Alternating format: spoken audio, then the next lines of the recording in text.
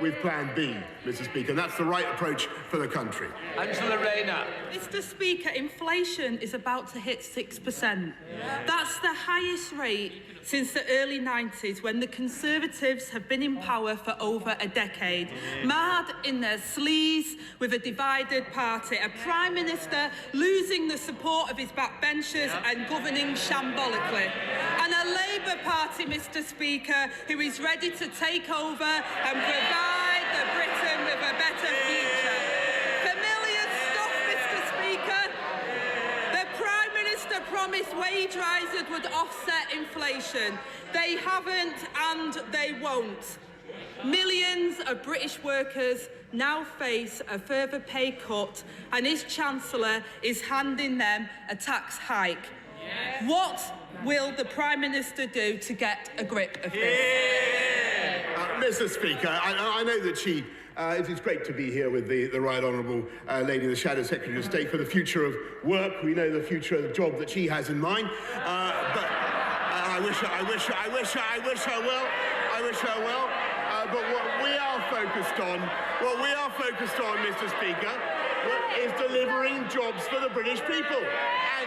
And it is a quite extraordinary thing that there are now record numbers of people in work, Mr. Speaker, 420,000 more than there were before the pandemic began, Mr. Speaker. We have youth unemployment at a record low, Mr. Speaker, and never let it be forgotten that when Omicron hit this country, Mr. Speaker, what was their instinctive response? They said, yep, that's right, Mr. Speaker, they said they needed a roadmap, that we needed a roadmap to lockdown. If we listened to them, we wouldn't have anybody working at all, Mr. Speaker.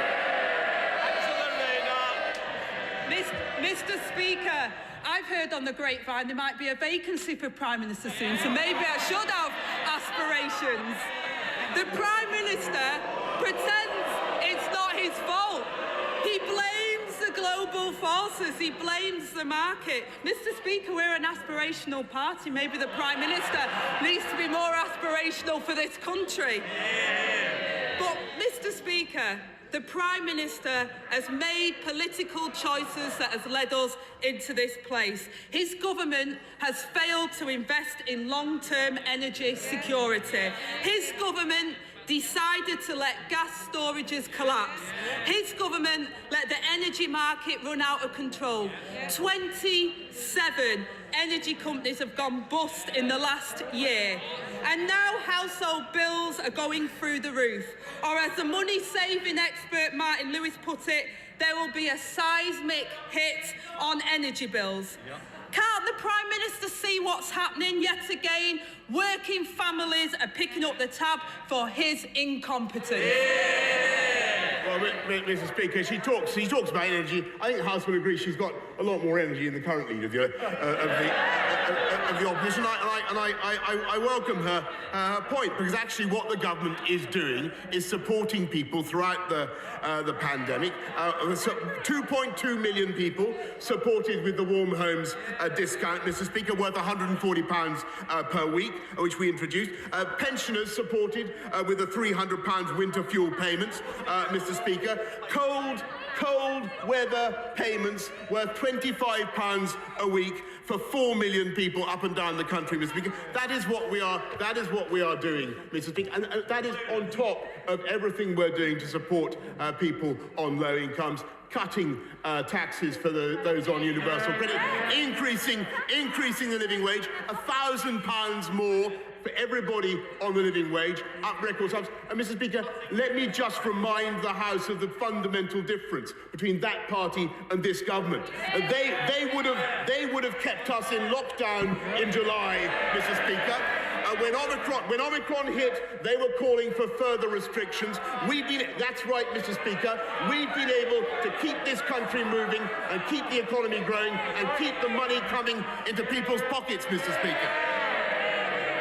Mr. Speaker, I'll tell you what this Prime Minister is doing. He's increasing taxes to the hard-working people of this country. That's what he's doing. That's what he didn't promise in his manifesto, but that's what he's doing to the people. And I quote, Mr. Speaker, the poorest households spend 3 times more on their income on household energy bills than the richest households spend.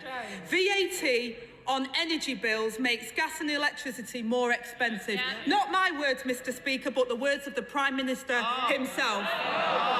When energy bills are going to be hiked again in April, any decent government would find a way to help British families. Even the Tory backbenchers have finally accepted Labour's call to cut VAT on energy bills. So will he finally stand up to his Chancellor and do the same?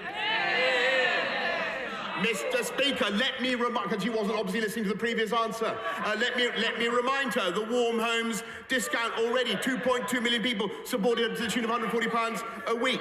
Pensioners supported with £300 through the winter fuel payment. The cold weather payments for 4 million people, and they now have the effrontery, Mr. Speaker, having campaigned, and she did too, I think, didn't she?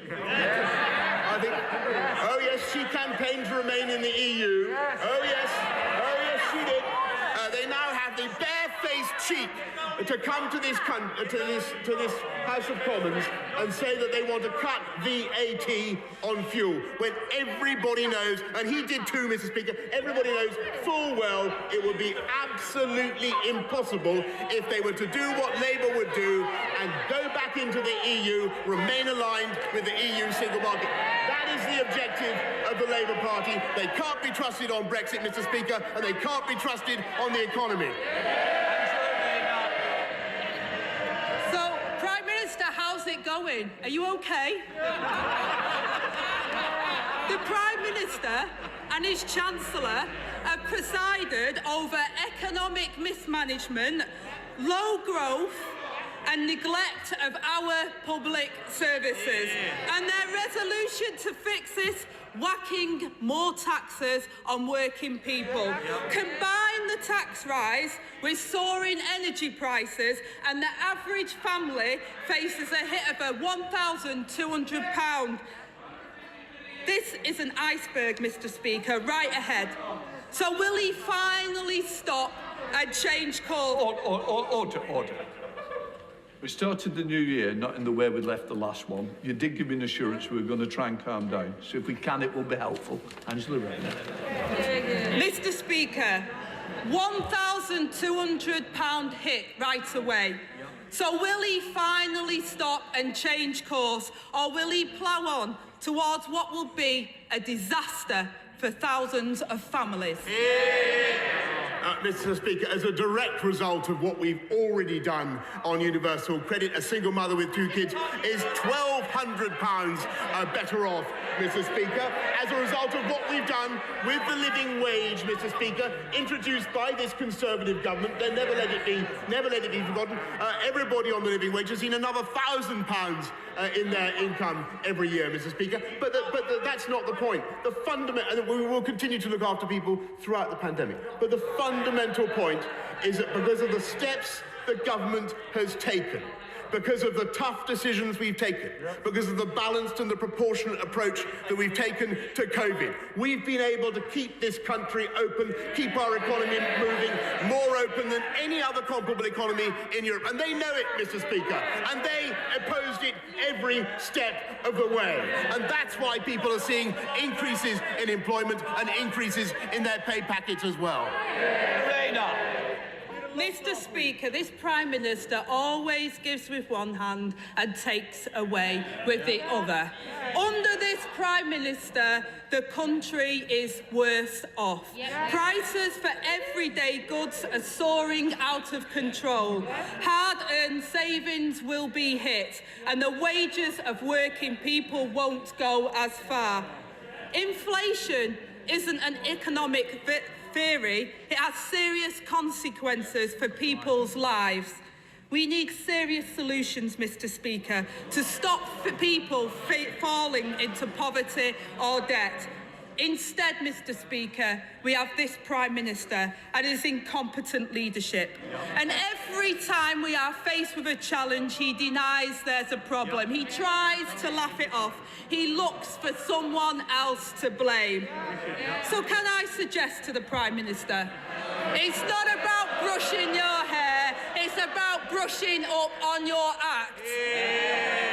Does he accept his incompetence is taking our country backwards and costing our country dear? No, Mr. Speaker. What I tell the House and tell the country is that Labour incompetence has ruined this country time and time again, and there has never been a Labour government that has left office with unemployment lower than when they came in. And what is her answer, Mr. Speaker, to the energy crisis? It is to nationalise our energy. It was, in fact, Labour's failure to invest in supply over a decade or more that reduced our ability to have cheaper, cleaner energy, Mr. Speaker. We are rectifying that. We're taking the tough decisions that this country needs for the long term. And it's because we've taken those tough decisions, Mr. Speaker, because we've taken the balanced and proportionate approach that we have, that they oppose every step of the way, that we have youth unemployment at a record low. We have 420,000 more people in jobs now than there were before the pandemic began. And, Mr. Speaker, we not only have the most open society and economy in Europe, but we also have the fastest economic growth in the G7. Completely contrary to what she has just said, Mr. Speaker. And that is because of our stable, balanced and proportionate approach. And when never let it be forgotten, when Omicron presented itself, what did they go for? They reached for the lever of more restrictions. They said lockdown, Mr. Speaker. We said boosters. They carp from the sidelines. We get on with the job.